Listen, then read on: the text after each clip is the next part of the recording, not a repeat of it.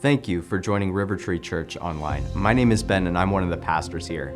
Today is a big day. Easter is a holiday that emphasizes one of the most pivotal points in the Christian faith, the resurrection of Jesus.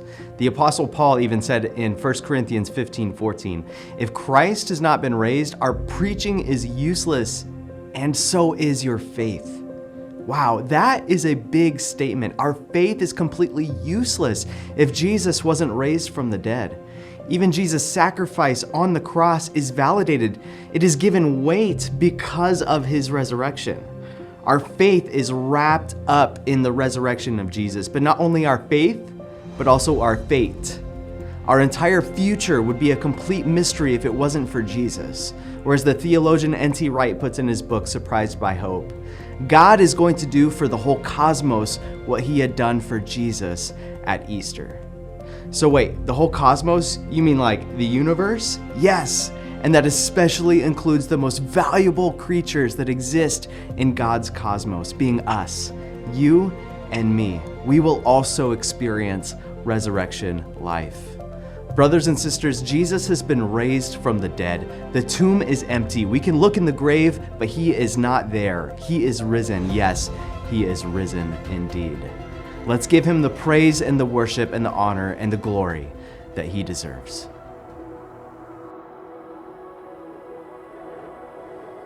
There was a moment when the lights went out, when death had claimed its victory. The King of love had given up his life. The darkest day in history. There on a cross they made for sinners. For every curse his blood atoned. One final breath and it was finished. But not the end we could have known. For the earth began to shake, and the veil was torn. What sacrifice was made as the heavens roared?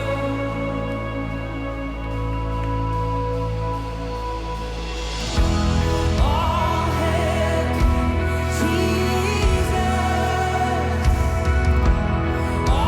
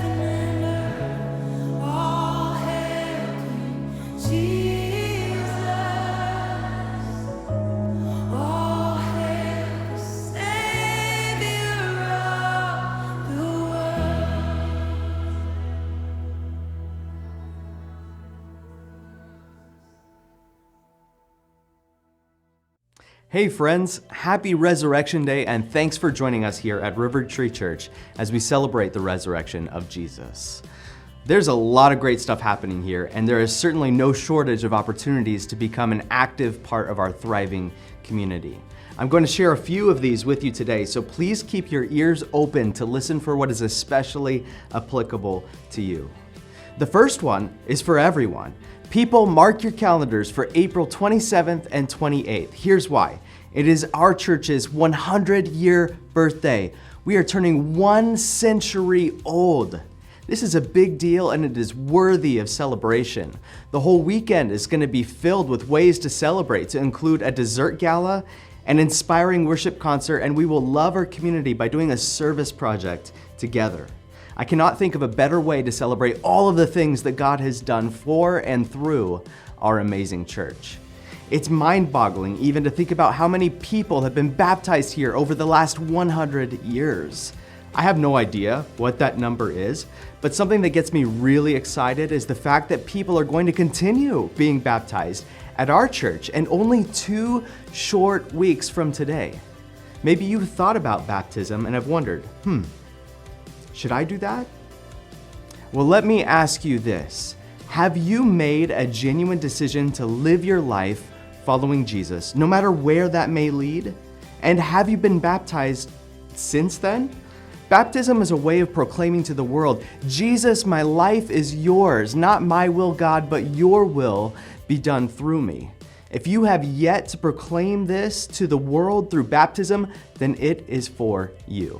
Step into the waters. If you want to explore this more, please come to our baptism luncheon next week, right after church, where Pastor Dan will answer all of your questions. Don't miss your chance to proclaim your faith. Now, another way to exercise your faith is by giving financially, which I know can be very uncomfortable at times, but when it is uncomfortable for me to give, which it certainly is at times, I have to ask myself this question: where does your security come from? Does your security come from a number you could see on a phone screen, or from the creator of the universe that happens to love you as his child?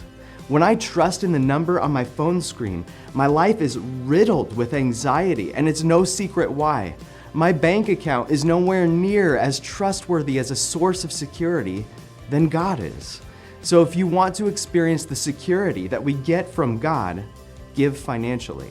There is no more practical way to quickly experience God as real in your life.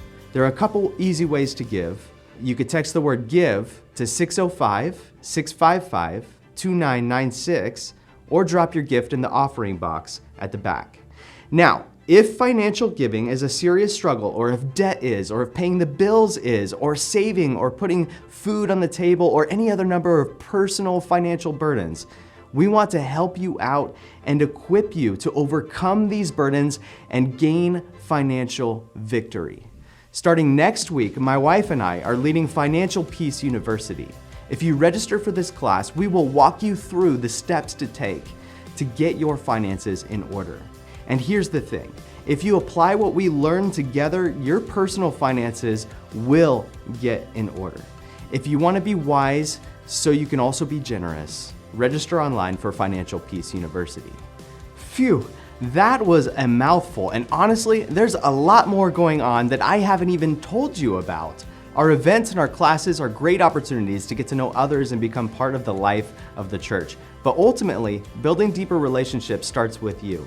If you are newer, one easy step you can take is by filling out the I'm New form online, scanning the QR code at the Welcome Center, or talk to a volunteer wearing one of these lanyards. If you aren't new, you can also play a part by getting to know someone you haven't met yet. Let's be a church that loves each other well, and in doing so, let's turn this town upside down. Love y'all, and let's continue to celebrate the resurrection of Jesus together as we hear from Pastor Dan.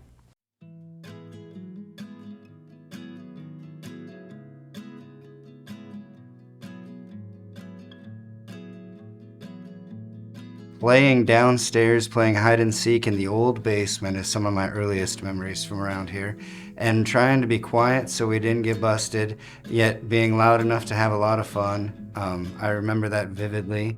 Some of my favorite memories are probably Just how welcoming everybody was. Just the older ladies, how they just took me in and accepted me. They knew Chris his whole life, so he chose me, and so I was good to go, and they just loved on me.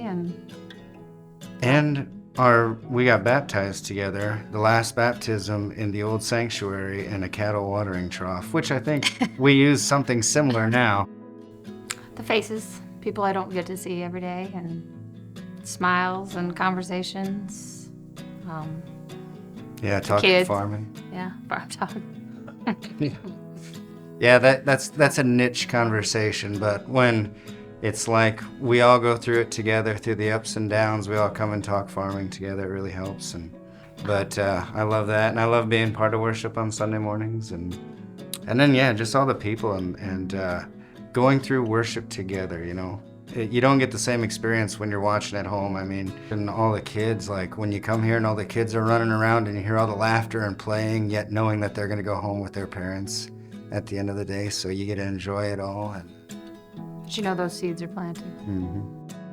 I'd have to say Sunday school. So when I first came, like I said, I didn't grow up in a church, so I knew like the basics, you know, what the stories in the Bible that everybody knew. And so for me, that was like, I was teaching them, but I was also learning at the same time. Like I was building my faith right along with these 3-year-olds. Well, I tell anybody that asks about volunteering in youth, I learn just as much going to youth every week as they do, you know, because rehashing things in a different way just makes you learn more about a story and from different perspectives. And so, yeah, you know, we're supposed to be attentive in youth because we're supposed to be examples for the youth, but I'm attentive because I want to hear what Riley has to say. And so being a part of all of that is really cool. The growth and the health of the church. We're a generational church. We've got, you know, the older generation that's still coming and working hard, yet we got all the way down to a lot of young families coming. So that means that the future is bright. If you've got young families, that's the future of your church. You know, I'm actually really excited about Blossom. I'm really excited to see where that goes. And it is exciting seeing all the newer people at the church already starting to serve.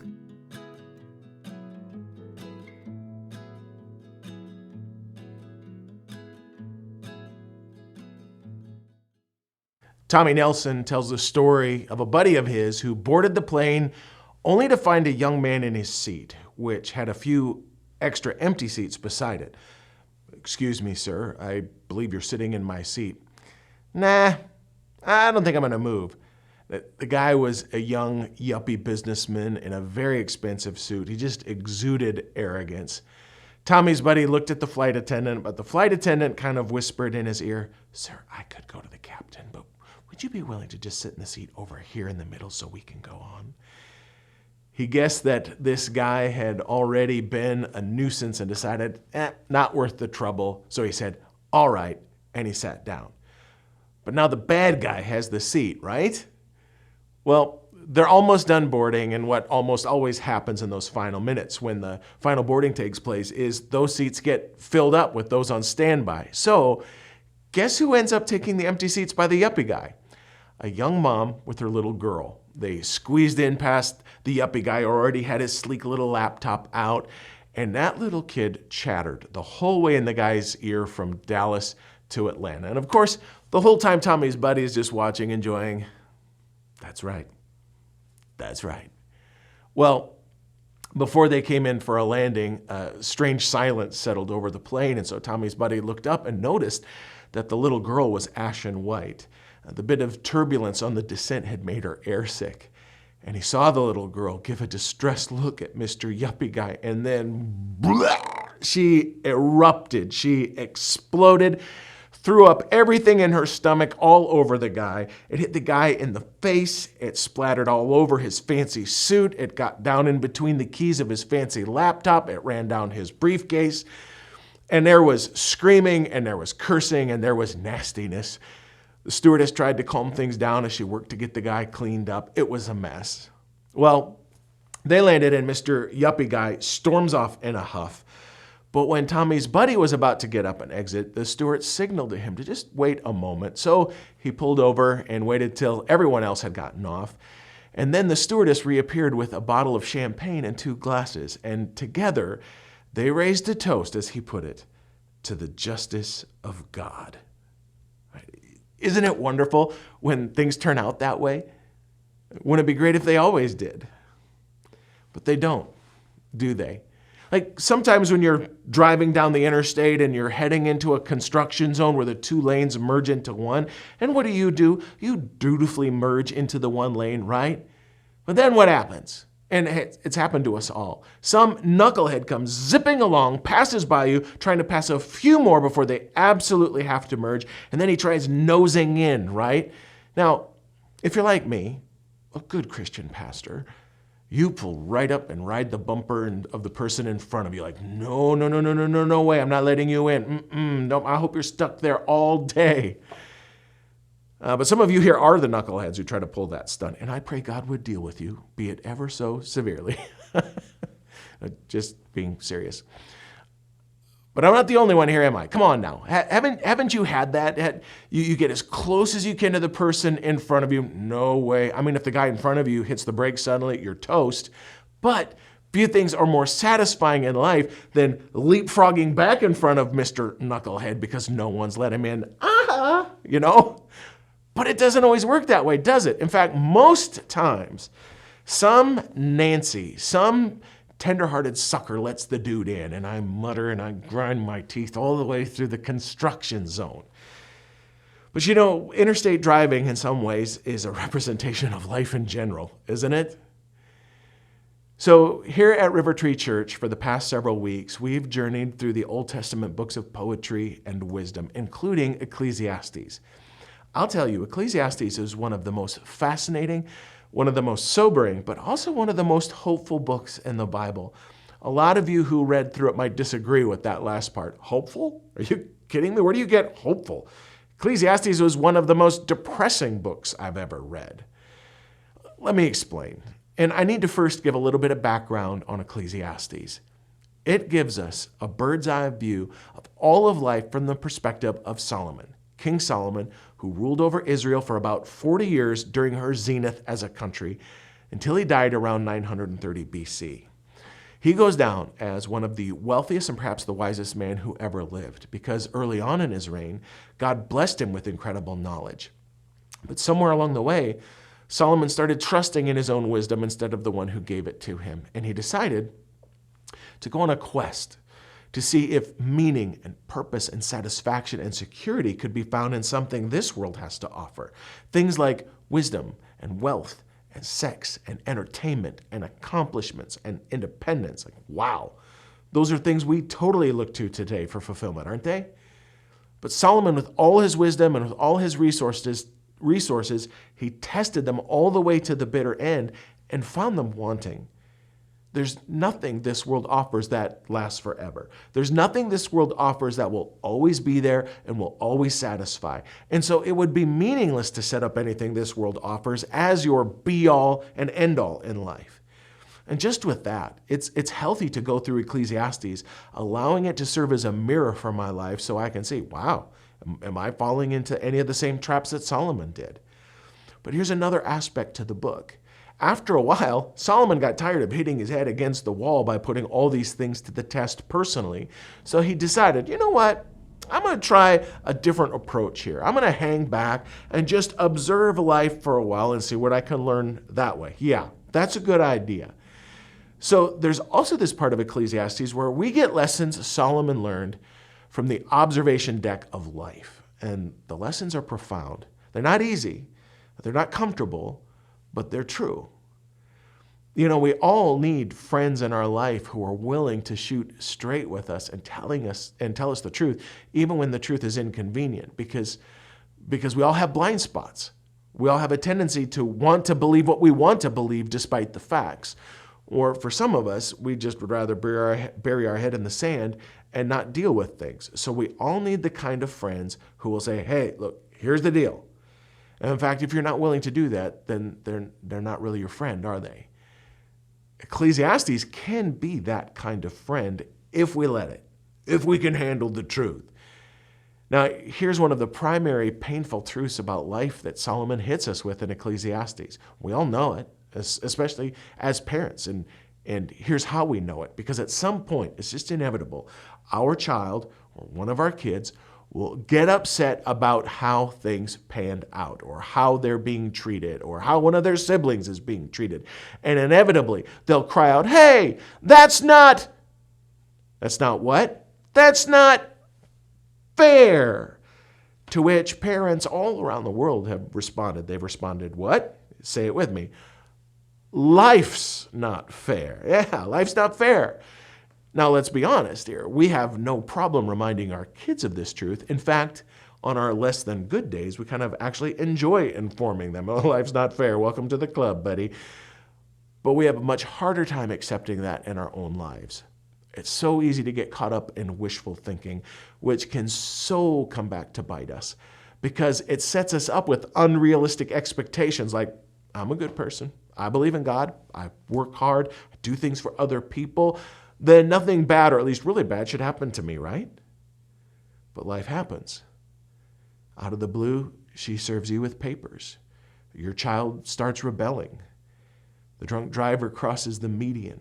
The market crashes. Prices fall. The company makes some cuts, and you're one of them. For the person going through life on wishful thinking, then it's not just the matter of dealing with the misfortune itself. On top of that, they have to wrestle with, this isn't supposed to happen, not to me, not to us. We don't deserve this. It's not fair. In fact, God's not fair. So in addition to the misfortune itself, they have to deal with the sense of injustice, even a sense of betrayal. And folks, all of that can end up being much more difficult to work through than the misfortune itself, which is so tragic because it's an unrealistic expectation. I don't see how anyone who's given the Bible an honest reading could think that life is always fair, because in the Bible we see that it isn't, and we're told that it won't be. In fact, in this world we'll have trouble. None of us are immune.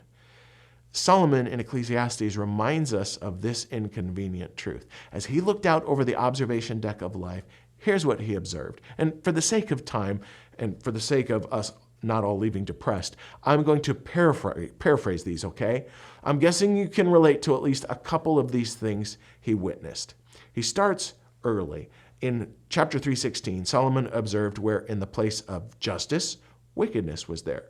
Oh, well, thankfully, we never have to deal with that. We never have to deal with corrupt officials today. We never have to deal with the innocent being wrongly accused or the guilty getting off scot-free, right?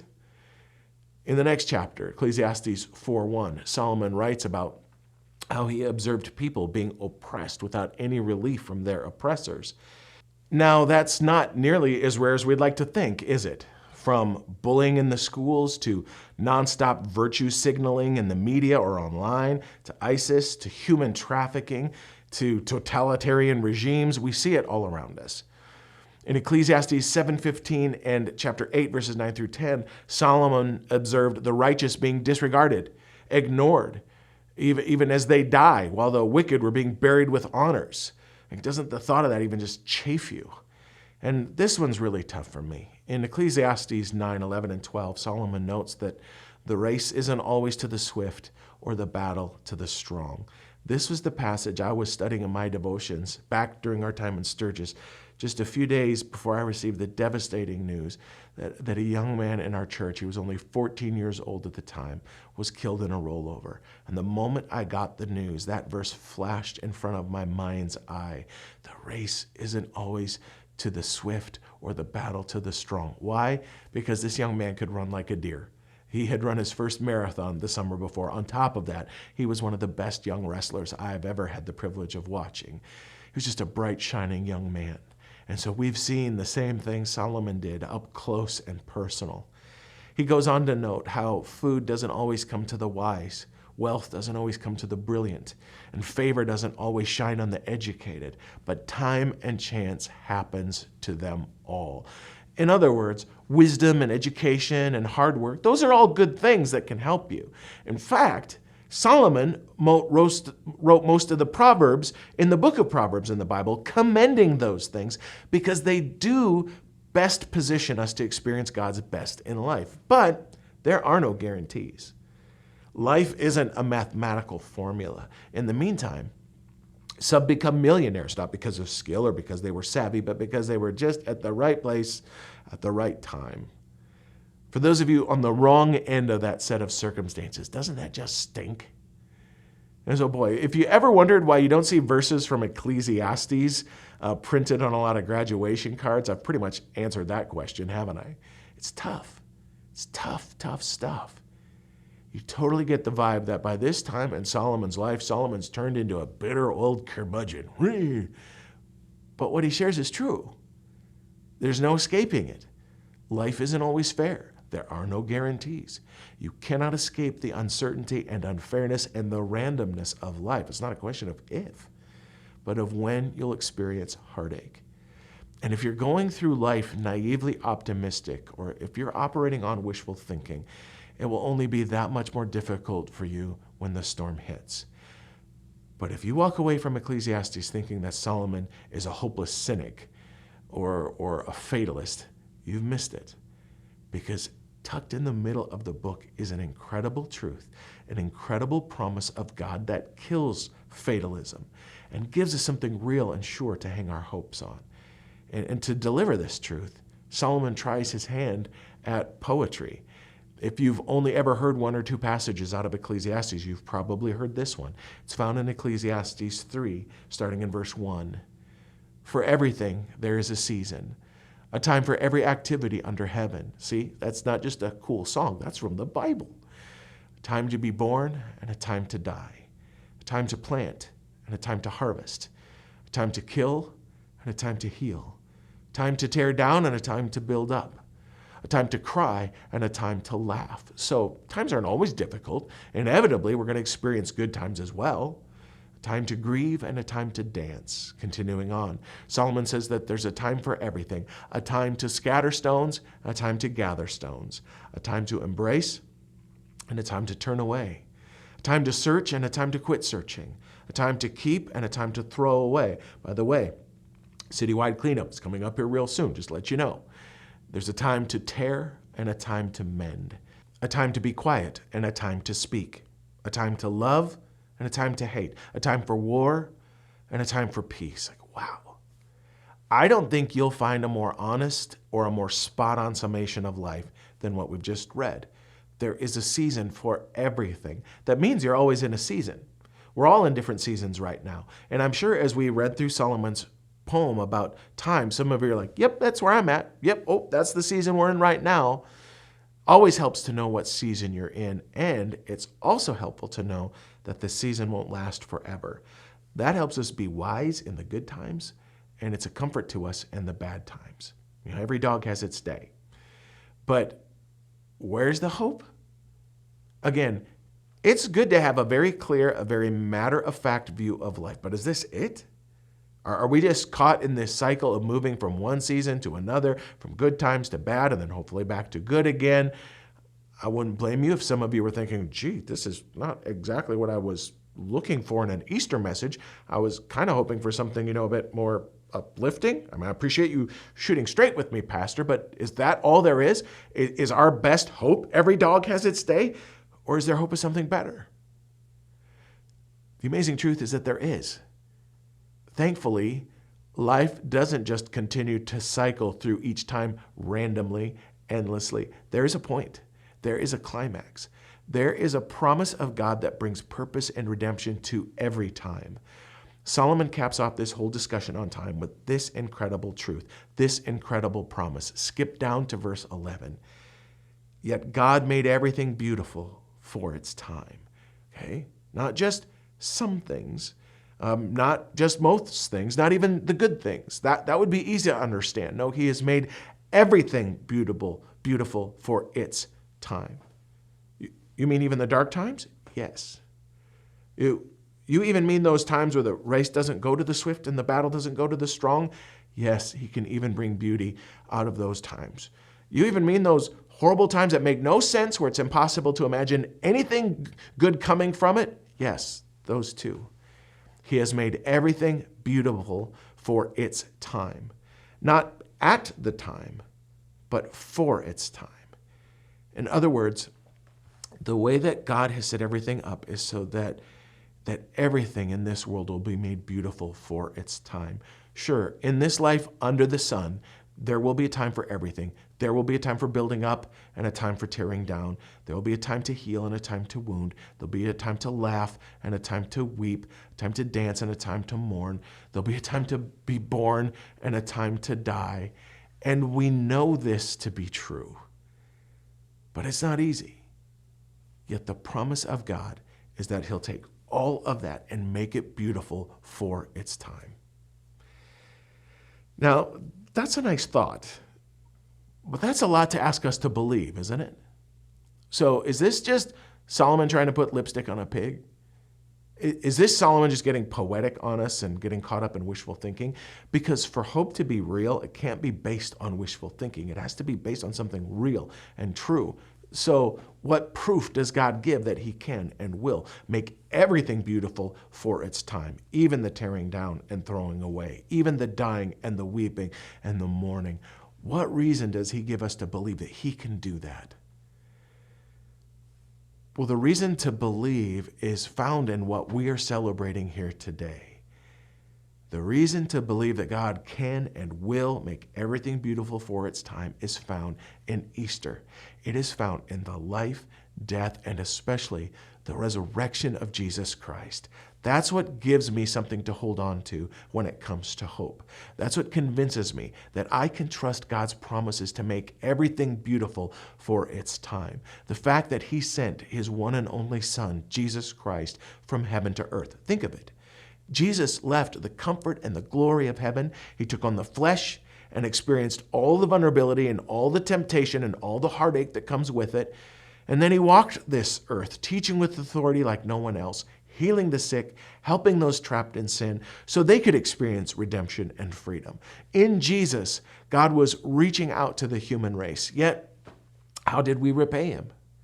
He was rejected, arrested, mocked, tortured, and condemned to death, death on the cross, one of the most shameful and painful means of death ever invented by mankind. In fact, it was so painful that they invented a word to describe it. Excruciating literally means out of the cross. It was tragic. It was ugly. It was the ugliest event in human history. And yet, God even made this beautiful. It became beautiful because Jesus suffered this willingly, even though he was innocent. And doing so, he paid the price for our sin. And it was beautiful because in this, death was conquered. Because on the third day, Jesus was resurrected back to life. We're not talking about resuscitation. We're talking about resurrection after being dead for 3 days, dead, embalmed, entombed. He wasn't mostly dead. He was dead. But even death couldn't hold him down. And so now even death doesn't have the final say. Easter, the resurrection of Jesus Christ, proves that God can and will make everything beautiful for its time. When it's time, God will turn mourning and sorrow into joy. God will turn illness and injury into health. God will turn weakness into strength. He will turn barrenness into fruitfulness, apathy into passion, addiction into freedom, depression into laughter, chaos into justice, conflict into peace, loss into gain. When it's time, God will turn death into life. If you're looking for a belief or a way of life that eliminates the uncertainty and unpredictability and the unfairness of life, it isn't out there. And no lack of belief eliminates it either. That's the path of bitterness and resignation and fatalism. I would argue that no other faith offers the kind of realistic view that we've looked at here today. And on top of that, no other faith offers a kind of hope and the kind of promise and has backed it up like Jesus has. It just all boils down to this. Will you trust him? Easter shows us that you can, but will you?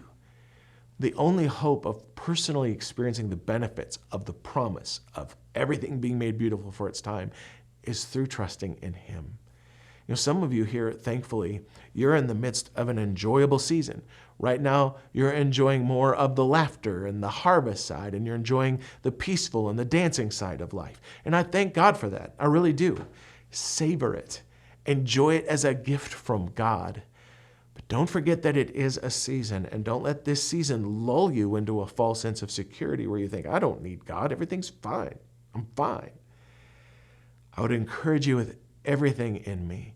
Don't trust in the season, trust in the Savior, in Jesus Christ.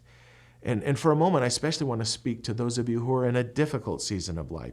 It's been a struggle lately, and I don't know what it is, but I'm inviting you to trust Him today, not because it will take all the pain away immediately or make your circumstances easier, but because when you do trust Him, you'll experience His strength and comfort and grace in the midst of it all. And you enter into the promise that He will make it all beautiful for its time. Don't look at your circumstances to try to figure that out. Remember the cross where God proved His love for you. And remember the empty tomb where God proved His power. That's the assurance.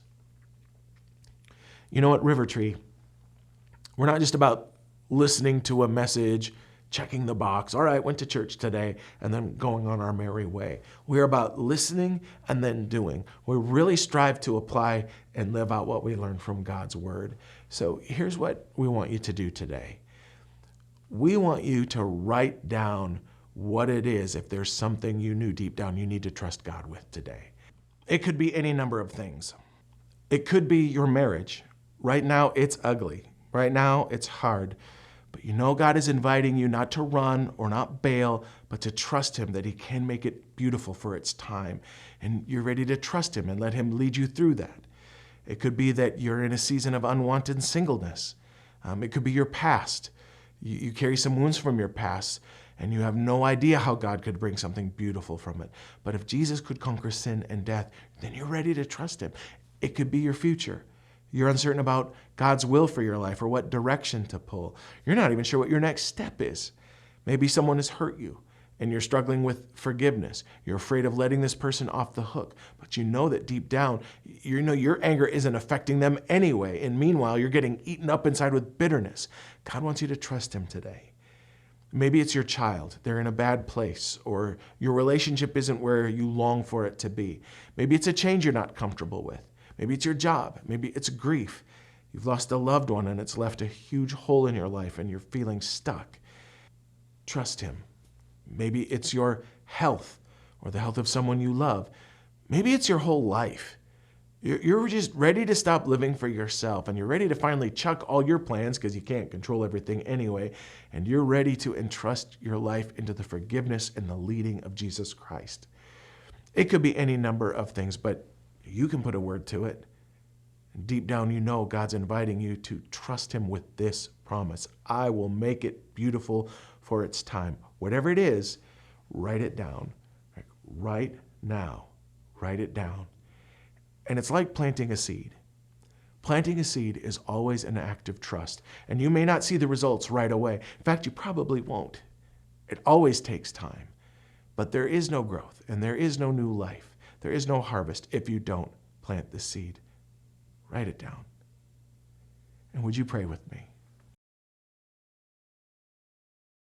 Heavenly Father, I thank You that You're so upfront about the realities of life, and You've put it in a book for us because it's so easy to get caught up in wishful thinking. So thank You for being clear. But I also praise You for the promise You've made and the hope that we have in You. Everything will be made beautiful for its time. The good, the bad, the ugly, everything. That's so hard to understand and accept when looking at our own set of circumstances, but the hope becomes sure in the light of the resurrection. Father, You know we're all in different seasons right now. Some of us are enjoying smooth sailing. Some of us are in very difficult and even painful seasons. But in all of those situations, our need ultimately to trust You remains. And I believe that many here are ready to take You up on that invitation.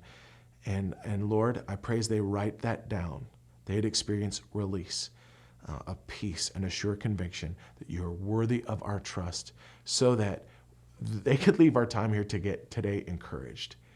And I pray this in the name of Christ, who's made all of this possible. Amen. Thank you so much for joining us today.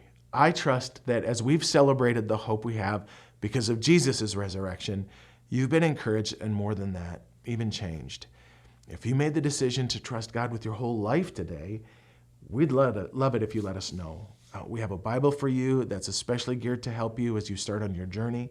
And one of our pastors would love to follow up and see if there's any other way we can encourage you. It's super easy. Use the QR code in the bulletin or just text LIFE to 605-655-2996. Fill out that form that's sent to you and we'll reach out. Please do that right now even before you go.